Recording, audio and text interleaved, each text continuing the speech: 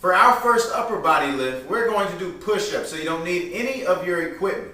Now for these push-ups, we're going to go slightly wider than shoulder width, and we're going to go also a little bit deeper than normal. Now, so instead of having your hands underneath your shoulders, you're going to go just slightly wider. Getting up into push-up position, you're going to go down, almost to where your chest is touching the ground. Hold it for 1, 2, and then push it back up. And bring it back down and hold it for 1, 2, and back up. Down and hold for 1, 2, and bring it back up. Now for this one, if you want to make it a little bit easier, you can go down to your knees, and you can do it this way, doing them down on your knees. If you want to make these ones harder, what you're going to do is just increase the amount of repetitions that you do. Or you can increase the hold time when you go down to the bottom. So instead of holding it for 2, hold it for a 5-second count on each rep. Now we are going to go 3 sets of 15 to 20 repetitions on these deep, wide push-ups.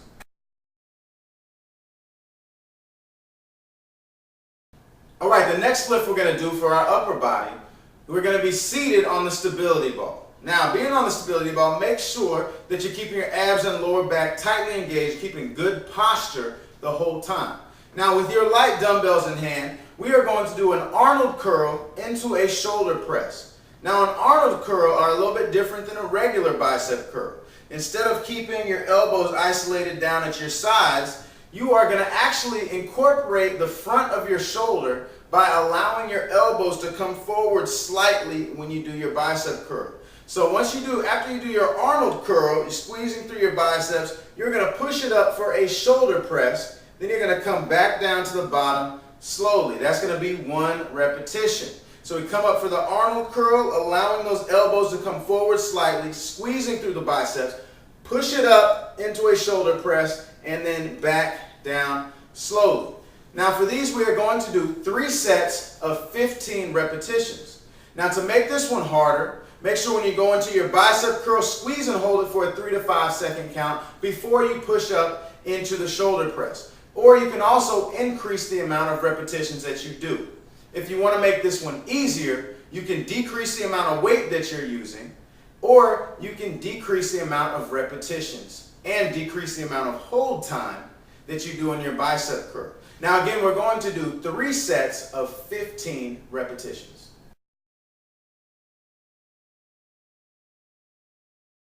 All right, the next lift we're going to do for our upper body, you're going to need your light dumbbells. We're going to do a rear deltoid bent over row with a rotation. Now what these are going to look like is you're slightly bending over. Instead of coming here for the bent over row, you're going to make it a rear deltoid bent over row, bringing those elbows straight out to the side, squeezing through the back of your shoulder. Then you're going to do a rotation, rotating them forward and bringing them back down and to the bottom. So you're coming up for the rear deltoid row, rotating, back, and down. Now, to see it from the side, what these are going to look like, you're coming straight up here, rotating them, back, and down. Now, for this lift, we are going to do 2 sets of 15 repetitions.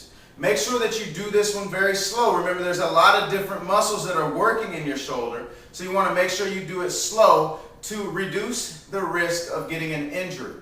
So, if you want to make these ones a little bit harder, all you need to do is increase the amount of repetitions that you do. And if you want to make these ones easier, make sure that you drop down to lighter weight, even do no weight at all, and you can also decrease the amount of repetitions that you do. But again, that's going to be 2 sets of 15 repetitions. All right, the last thing we're going to do for our upper body is called our shoulder burnout.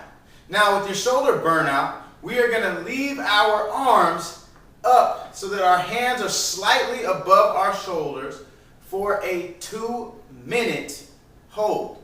Now, 2 minutes, we're not just going to hold our hands here. You're going to do either light arm circles, slightly moving your arms up and down. You can even bring them to the front, to the back, or you can alternate alternate them in the front, up and down in the front, side to side, arm circles, up and down, rotating through all of those different motions, keeping your hands slightly above your shoulders the whole entire time for the 2-minute count.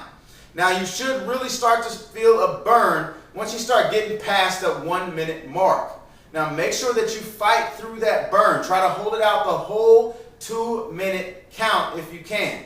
Now if you want to make this incorporate a little bit more of your abs while you're sitting on the stability ball, lean back slightly till your abs really get engaged and do your arms at the same time while you're keeping your abs engaged. And that'll help you to work in some other muscles and to keep your abs and core extremely tight throughout the whole lift. So make sure you're keeping your hands above your shoulders the whole entire time. Remember, you can do arm circles, up and down.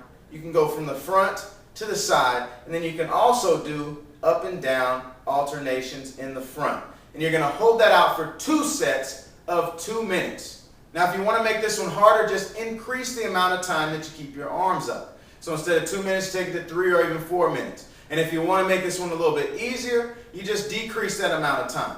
If you need to start it just holding it for 1 minute, start it at 1 minute and just gradually work your way up as you continue to do these ID resolution workouts. Now again, that's going to be 2 sets of 2-minute shoulder burnouts.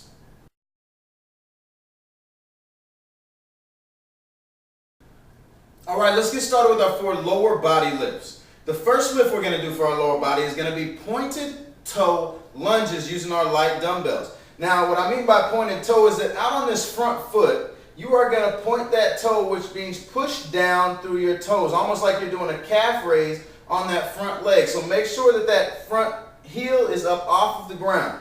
Keep your abs tightly engaged because by doing that, it's going to bring balance into play. And now you're really going to have to balance while you're up in this lunge position. So you're going to bring it down for 1, 2, stand up on that toe the whole time, 3, 4. You are going to take that all the way up to 15. Once you get to 15, you're going to switch legs, do 15 on the other leg.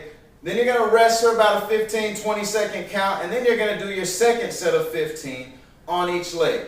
Now remember, with these ones, if you want to make it easier, you can drop the weights completely, and then when you do your lunges, don't go down as deep. Just go about halfway down when you're doing them to make them a little bit easier. If you want to make these ones harder, you can increase the amount of weight that you do, but the best way to increase the difficulty and to increase the intensity is to hold it down at the bottom for a 5-second count for every single rep. Now again, that's going to be 2 sets of 15 pointed toe lunges on each leg.